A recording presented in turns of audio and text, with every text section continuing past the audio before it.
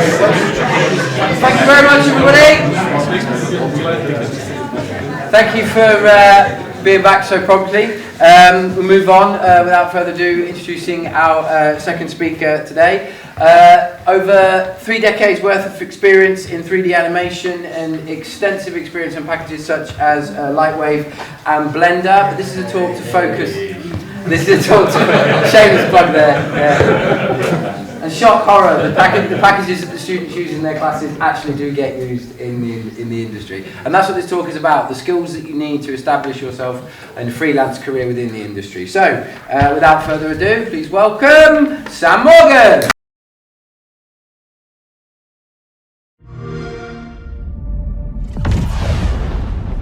I remember when you first arrived.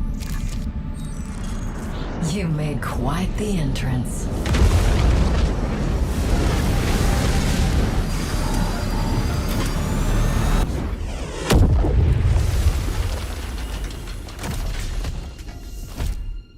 You wanted to make a new life for yourself.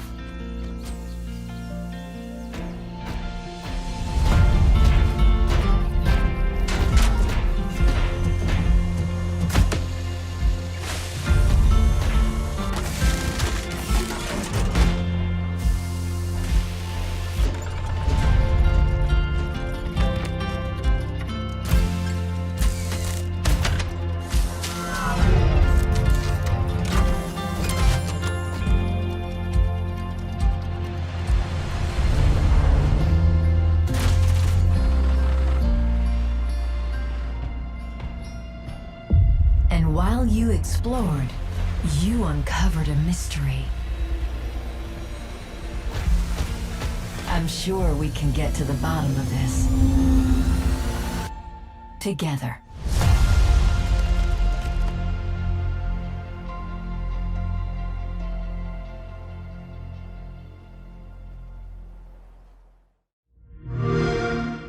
Play it day one with Game Pass.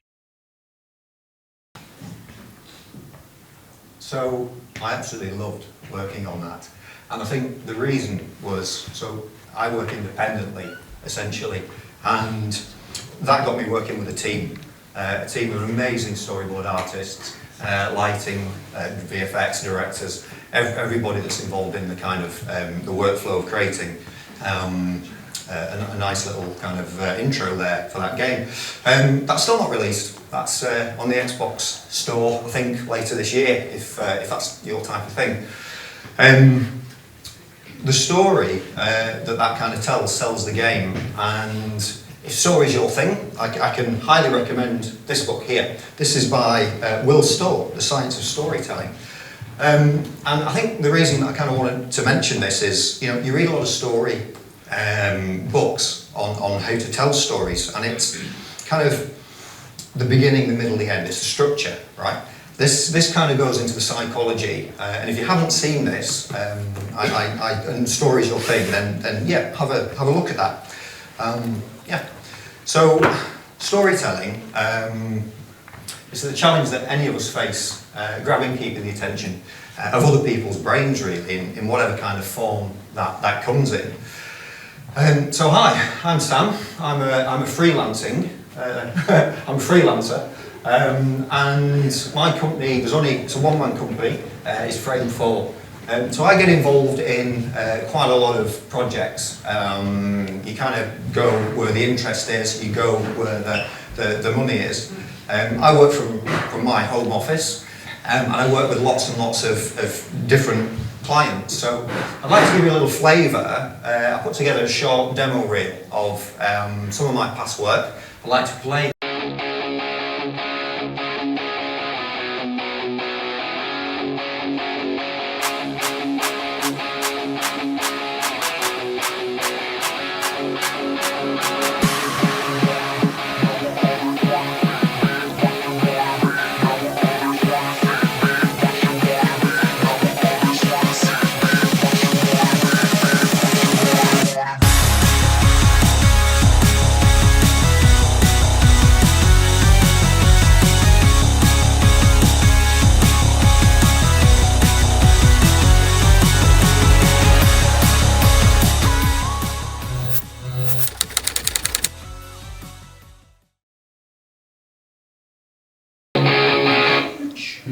Yeah, so I started kind of my journey back in 1986. So I was at high school then, and I'd like to just take 15, 20 minutes just to talk you through why I freelance and kind of how I got into freelancing.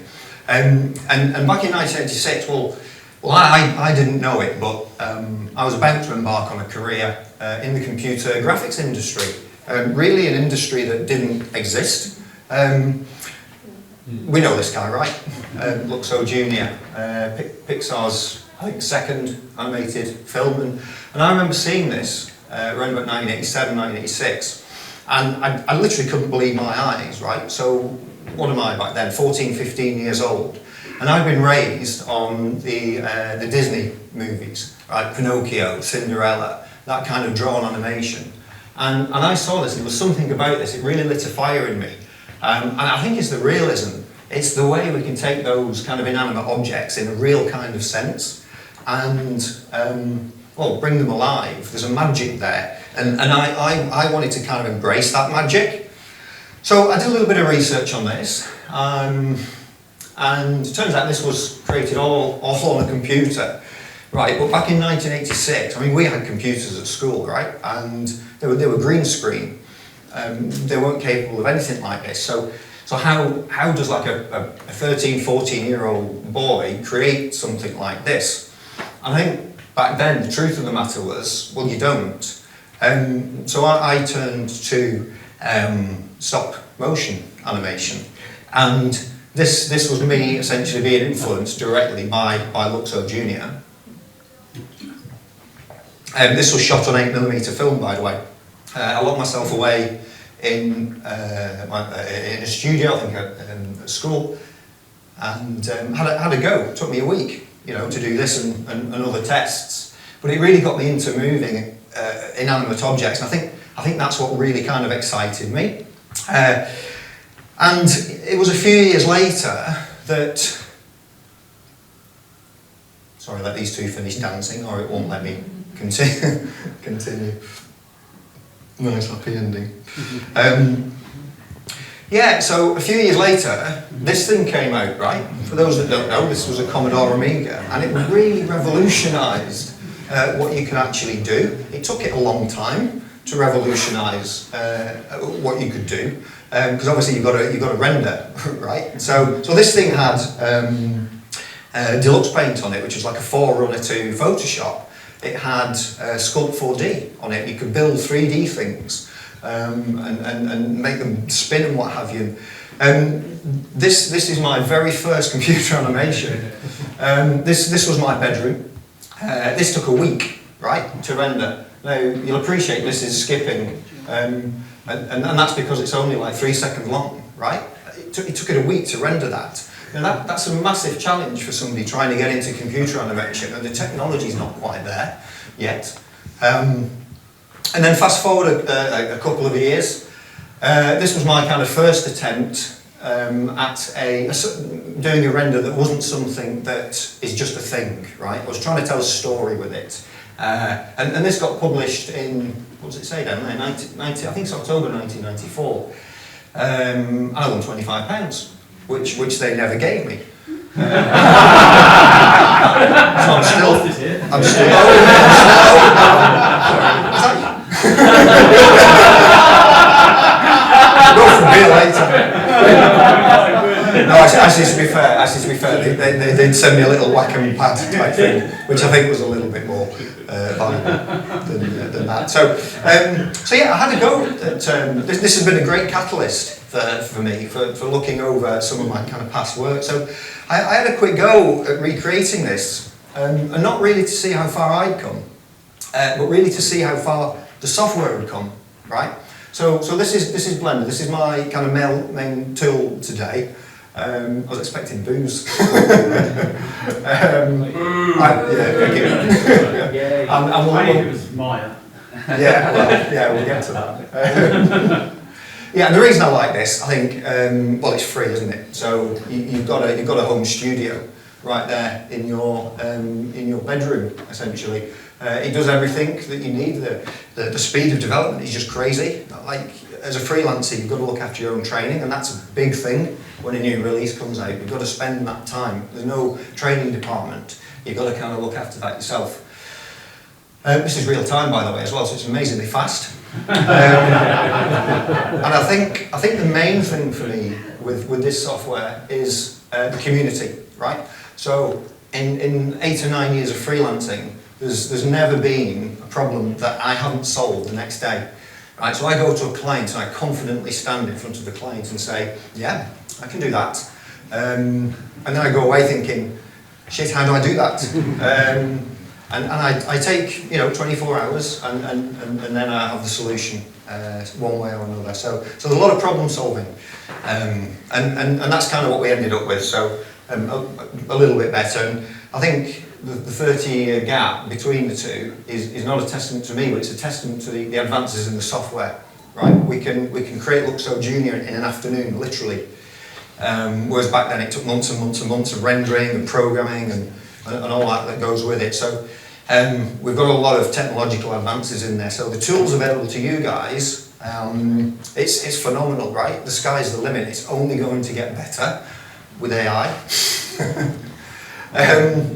So I spent quite a while working with animation companies. My first job was creating educational games straight out of university for a company in Derby, actually, who was still going. And I did that for a few years. Then I moved into e-learning, where I kind of steered the company towards 3D. It wasn't something they did before. But I think once they started to see the potential, they started to expand on it. So about 8-9 years ago, I decided to go freelance. So I'd like to talk you through why I did that and what that kind of means to me. So I'm asked all the time, what do I do? And I kind of instinctively say I'm a 3D animator because that's what my degree is in, it's animation. But I think the truth is I'm a generalist, right? Because I'm on my own. You have to work at absolutely everything. And it really doesn't matter what that is. I'm literally a one-man business. This guy here, this is my head of sales. We've got the marketing manager here, that's that guy there, the bookkeeper. So I think the point is that you've got to be open to doing lots and lots of things, lots and lots of jobs. There's nobody to fall back on, and that includes training, quite importantly. So if you need a writer or a designer or a UX or anything like that, obviously you can get those in, but they all cost money, right? You kind of keep your costs low so you can be competitive. So I freelance mainly for variety. I think for me, going into a business year on year on year, and it was a good 15 to 20 years, and it can become a little bit tiresome. So I wanted something fresh, I wanted something new, I wanted something that I could control. So the variety is the main thing for me, and it kind of leads you down paths that you cannot predict. You don't know when you talk to a client what the next project's going to be, and it may be the best thing that you've ever done in your life, right? So this guy, for example, if you travel on the trains, you'll see this guy in the train stations. He's in Nottingham, St Pancras, Miles, I think his name is. And the company that designed that, the TV ads approached me, and they wanted to make I think he's about 8 foot tall, is he? So we got a sculptor involved, and he needed some visual references. What does this thing look like? So that's where I came in, a nice little job, and it kind of ranges from that to this was a product launch in London for between Vans and Tom Mitch, the guy you can hear. So I was responsible for kind of setting up the visuals for this. And they wanted like a holographic approach, and it's really simple, but a great project to work with. And again, just reiterating what was said earlier, just that networking side. As a freelancer, you're constantly networking. So this was a brilliant opportunity for me to kind of do that. Is this thing still working? Yeah. She told me at the baseline and everything will be alright. She told me that the groove is mine, and it will take us through the night. And where I go, can't explain, I'll never know, but it's beautiful. Can't take this away from me. Oh, the way I hear the melody. Yeah, so that was all After Effects stuff, as you can imagine. Another thing I love about freelancing is I don't have to work any particular location. You know, I drive to the coast quite a lot, and you can sit on the beach in a cafe. Things like storyboarding, right? You've got that freedom. I literally built my own office, and it just gave me. Before this, I was working kind of hot desking around the place, and it was distracting. And I found the resources weren't there for me, so I needed a base. So I built one. So you meet a lot of people, right? You work in a lot of sectors. There's a lot of variety. You take the work you want, if you can afford to, of course, and you reject the boring stuff. And you work your own hours. I'm kind of an early riser, so I start about 6:30. By about 3 o'clock, 2 or 3 o'clock, I'm done for the day. And I start again the next day. And if I don't need to work like today, I can catch up over the weekend. I've got a lot of flexibility there, and I like that.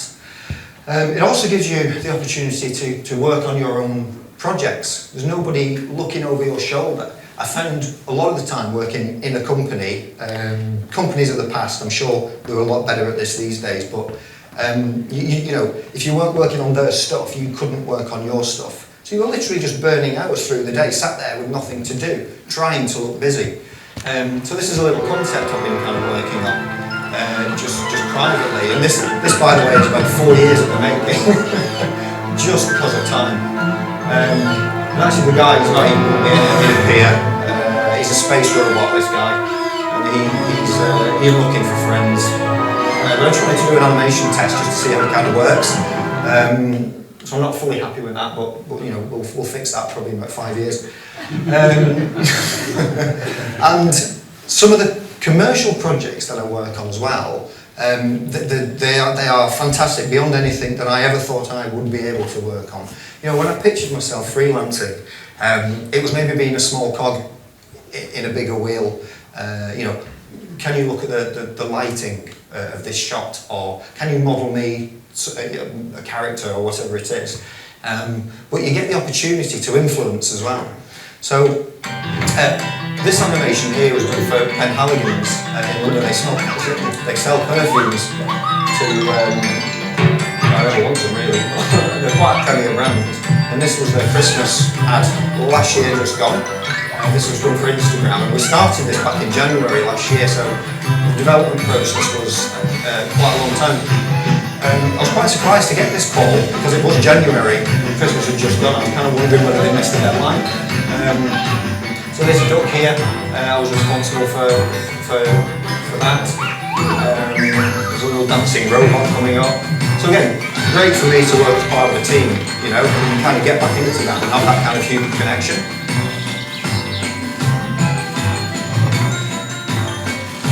And this project ran like clockwork. The company I did this with, based in Soho, I think, in London.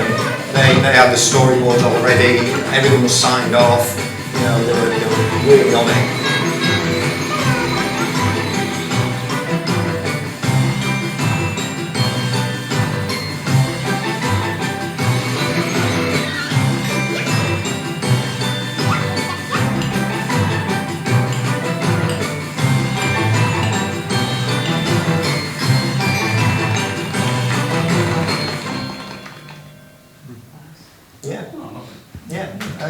Thank you.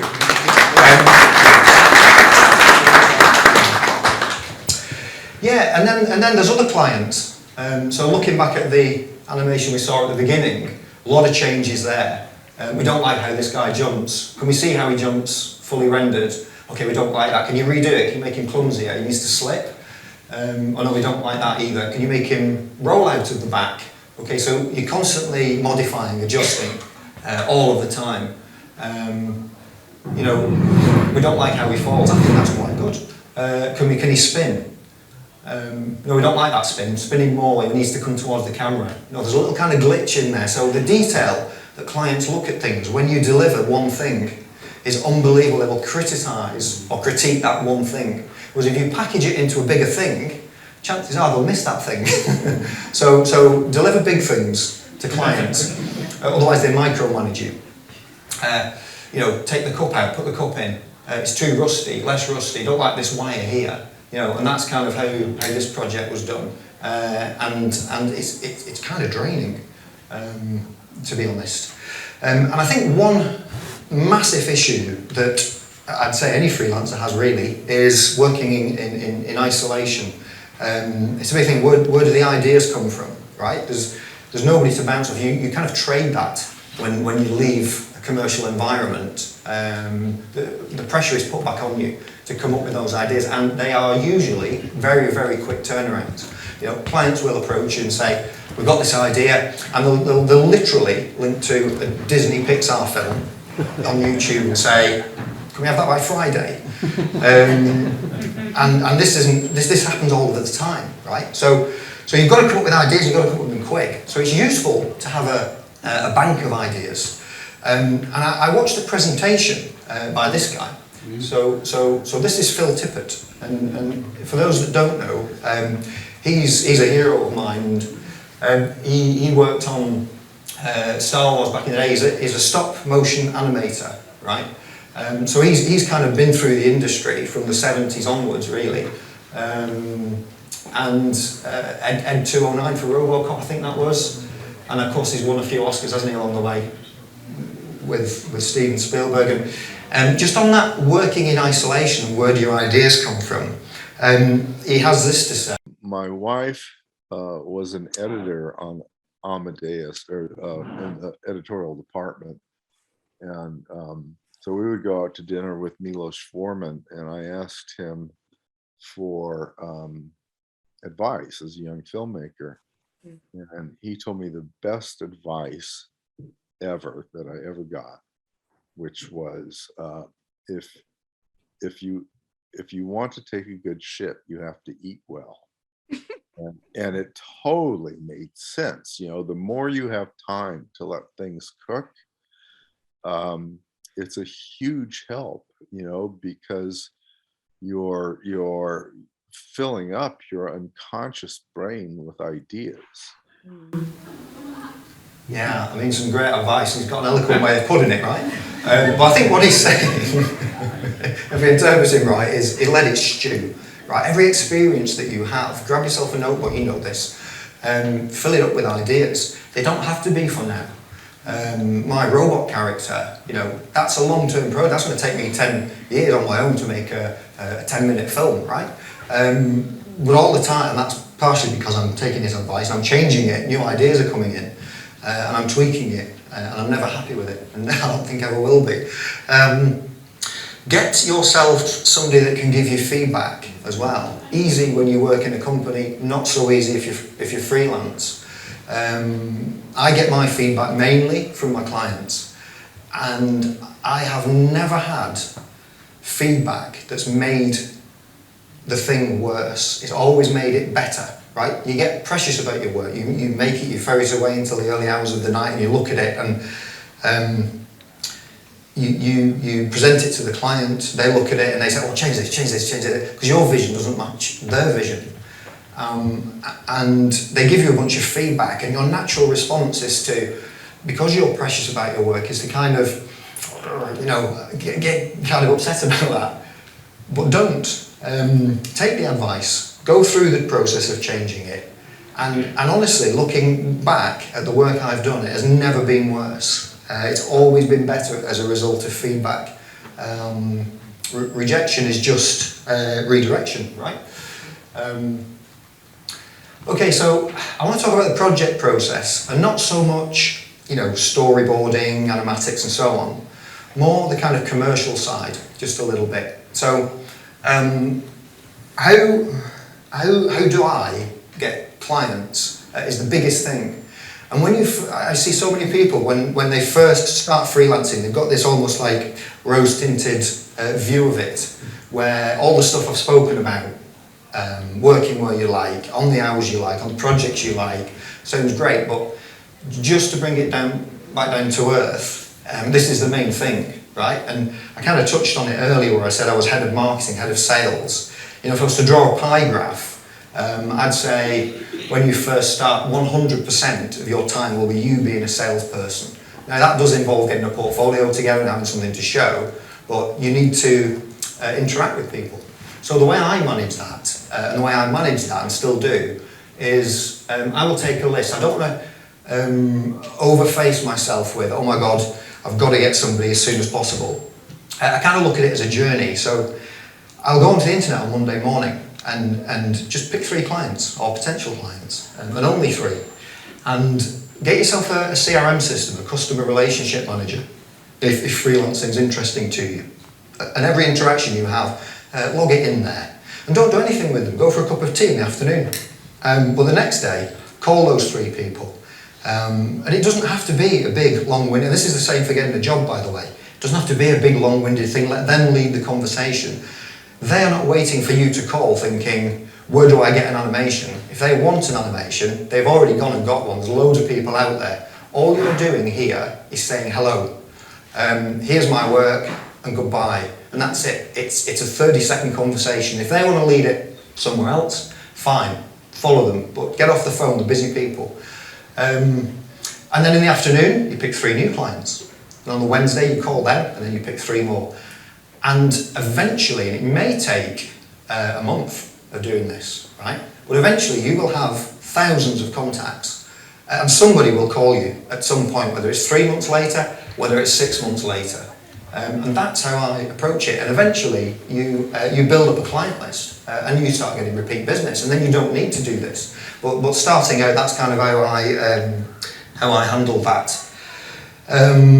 Yeah, so you're an unpaid salesman. You go to any company in the world, and there's a sales team, and they're all getting paid, and they're all driving nice cars. But as a freelancer, you don't get anything for that part of your job. It needs to come out of the pot when you actually get the work. And then you get the work. So you start with the creative process. And this was done for, I think King Games did this in Sweden. And they commissioned me to do the animation for Pet Rescue. And it was used for advertising on Instagram. So apologies if this has interrupted your Instagram scrolling. So yeah, you do your storyboards, you do your asset creation, right? And this is just a snapshot of months of work, right? These are reviewed and reviewed and reviewed.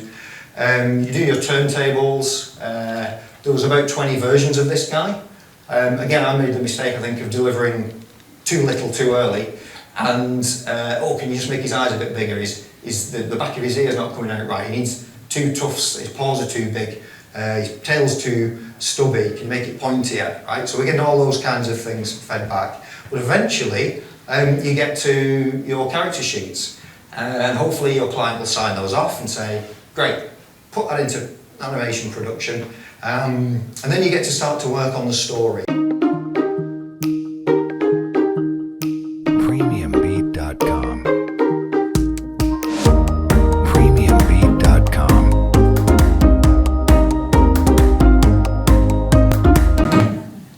And then, of course, the final animation.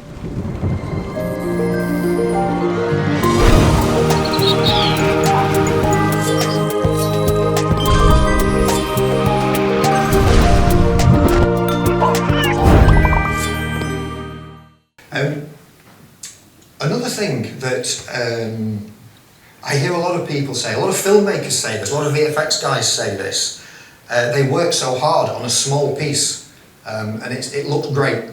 And for me, on this project, it was this guy. I don't know if you saw this guy in the animation, but it took me 2 or 3 days, maybe, to build this with reviews and clients' feedback and change this and change this. And then they put in a laser point on here. Yeah, they put him down there. So, yeah, I think he's doing a wipe as well, maybe. But yeah, you know, don't get precious about your work, is what I'm trying to say. You know, you build something that's great and it gets put down there in the corner. And all these assets, all of these are 3D, fully, you know, rotational built assets that you could do so much more with, but they get used there. I liked him so much, I gave him a little cameo. Yeah, so just going back to working on your own stuff. How are we doing for time, by the way? My clock's all messed up. 11:30. Is it 11:30? Right, I'll speed up.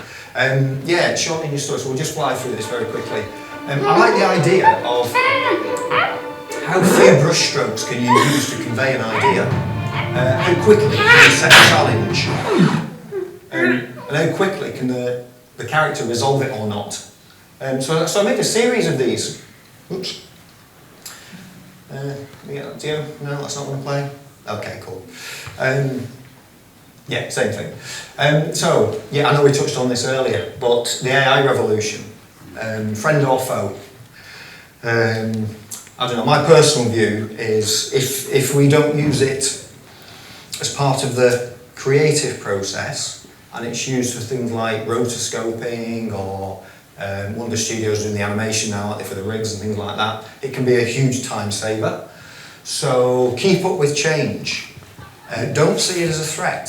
See it as a tool, maybe.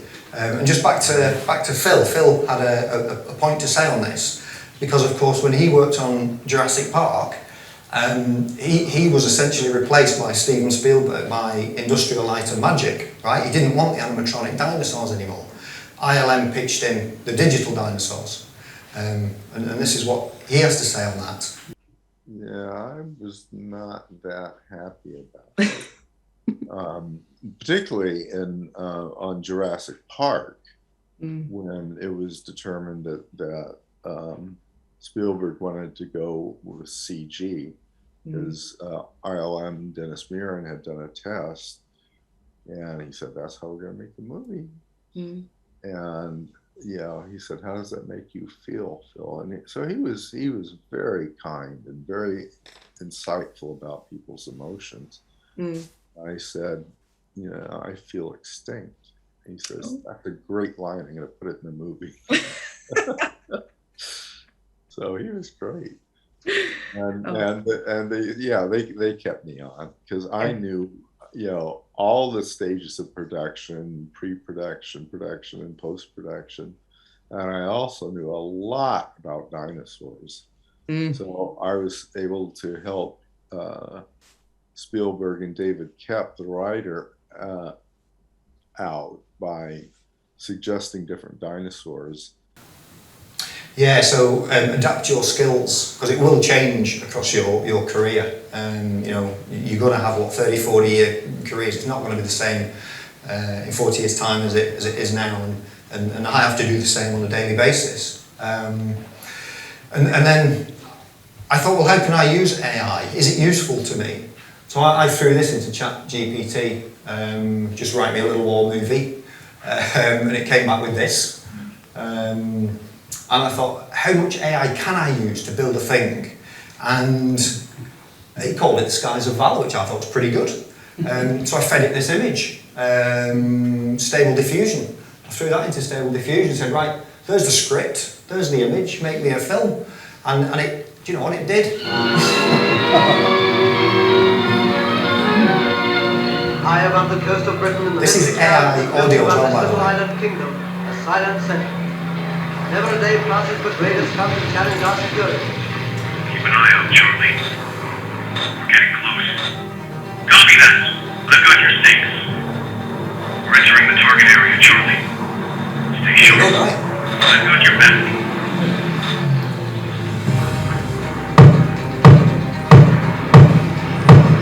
Evade, Charlie. Port to port. And I very nearly didn't show this. I'm also embarrassed to show this, because it is pretty cool. But I don't have to, because it's not my work. Heading down for final approach. Target at 12 o'clock.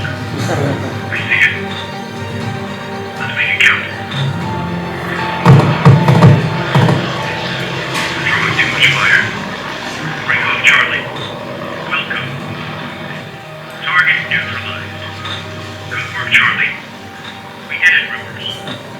Let's get home. So, I wouldn't use that commercially.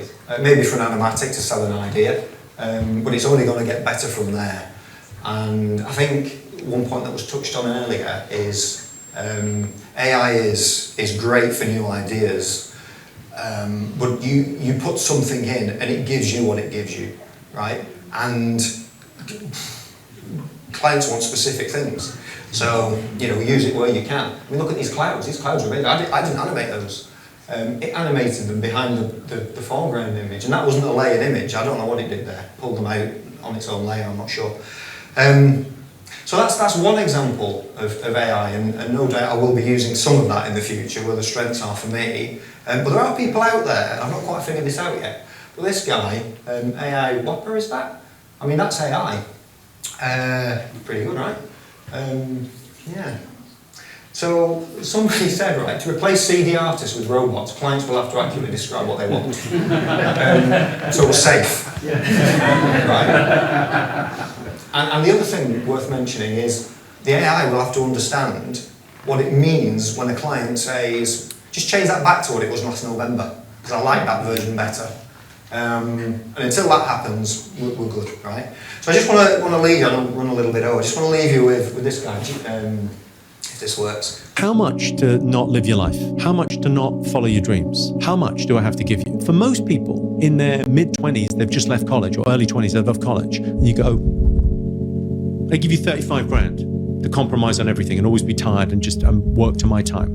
And people go, okay, that's the thing of like working for someone else. But the idea of going and doing your thing, even if it's less successful, but doing your thing, being your boss, being your CEO, great. Like, I'm all about that. When people tell me they've started a little business or done a little thing, you just go, yeah, fucking boss.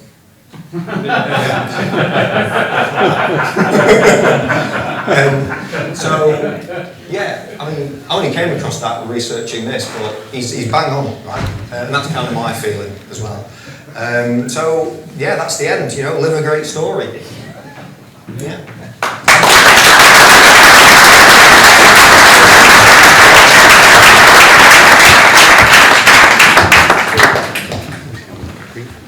I don't know, we've got time for questions. Yes, we do. We have about 5 or 10 minutes where we can put any questions to Sam, and I've got volunteers with far younger legs than me to hand out the microphone this time. So Liam, if you would, over there, please. Thank you. Hi, I've been a freelance for about 15 years now. One of the things that I always find a challenge on, how do you price your work? Right, so I literally go through, I try and understand what the client wants, first of all. So it's a real kind of voyage of understanding. You need to understand that before you can fix a price. And I do tend to fix my prices, generally speaking. So I take it on as a project, not on a daily basis. I kind of see myself as an end-to-end solution provider.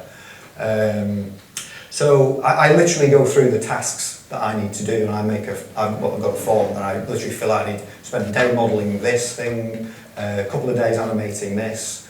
That needs storyboarding. There's a review process in there. That's going to take a week. We're going to want changes, so I figure a couple of days for that. And I'll add all those days up. I'll apply my daily rate. And then I'll look at that number and say, does that look a sensible number for this company? Right? You get a sense, don't you, when you visit, of kind of what their budget is. And you should be asking that, incidentally. You shouldn't be embarrassed to ask that. And then if that number looks right or too low, I increase it. If it looks too high, I decrease it and think, will I work for that amount of money? And if the answer is yes, I send them a proposal. If the answer is no, I have a discussion with them.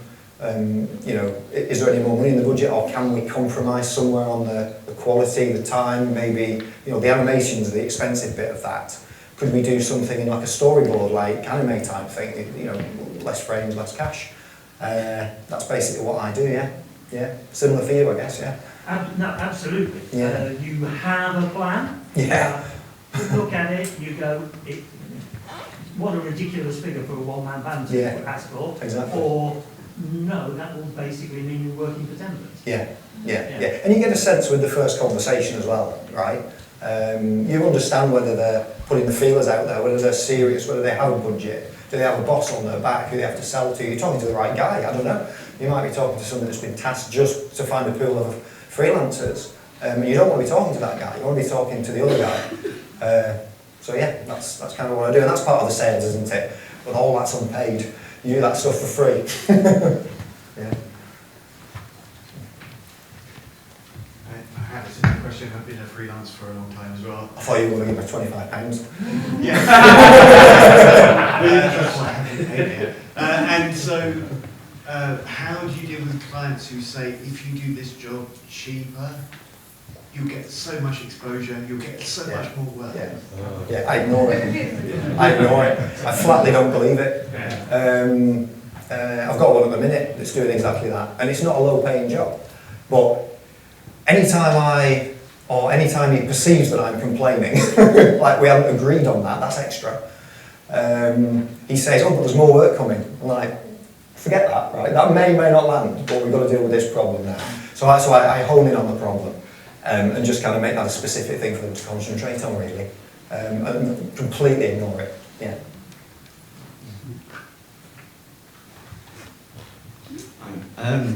So I'm just wondering, as a freelancer, how do you integrate yourself into a pre-existing team? So you've mentioned that you've done work with Xbox Game Studios on that robot project. Yeah. How do you integrate your experience with things such as Lightwave and Blender into softwares that a team would use, like Maya and C4D? Do you ever find yourself having to play catch-up with people? Not me specifically, no, because the projects I tend to work on, you'll have seen, are marketing projects, essentially. I won't work on the game itself. So in that example, they had, in the first example, the Lightyear one, they had Unreal artists, right? And we would have daily catch-ups about what they need from me and what we need from them. And I'm very clear going in that I'm essentially a Blender guy. And I've lost work because of that, right? Some great projects coming up to the BBC, but they're all using Maya. And the guy wanted to use me, but we couldn't integrate it. So I have to walk away, or upskill, one of the two. You know, and I'm quite happy where I am. I'm quite happy working on those projects. So for me, it was almost like a really hard and fast line between this is what I'll give you, and it may be that I give them an object file, an FBX file, right? And they put that into Unreal, like an embedded animation, and they'll kind of run that. And it's the same thing with After Effects. You know, a lot of people use 3D in After Effects, and then we have a discussion how we can get my stuff in there. Yeah, a lot of that was After Effects. So yeah, we come across that all the time. But just be honest. I'm just honest about what I can offer, and if it doesn't fit, then I can't offer anything else. So yeah, just be honest, really. Yeah. Did that answer the question? It did. Thank you. Yeah. We've got time for one more. If anyone else got a burning question for Sam? Okay. I did just want to ask. You know the toy store animation that you did? Yeah. Was that actually stop motion or was that CG? No, CG. What did you use for that? Yeah, a Blender. Blender. It was done at 12 frames a second. Yeah. For that reason. Yeah, I didn't mention that really actually. job, Well done picking that up. Yeah. So after actually asked that question. Yeah. Yeah, it looks great, doesn't it? Yeah, it does. But that was the whole idea. Because they do a lot of other marketing as well with stop motion photography. They wanted it to fit in. Was it branded in Cycles? With a brand, it was Cycles, yeah. Yeah, and a lot of that's down to the texture painting, I think, which I wasn't involved in. I did the duck, I textured the duck, so all the felt and the little hairs and all of that, and the stitching, that was a nightmare. But the robot, that was some other guy did that. Nice. Yeah, thank you. Thank you. One more time, ladies and gentlemen.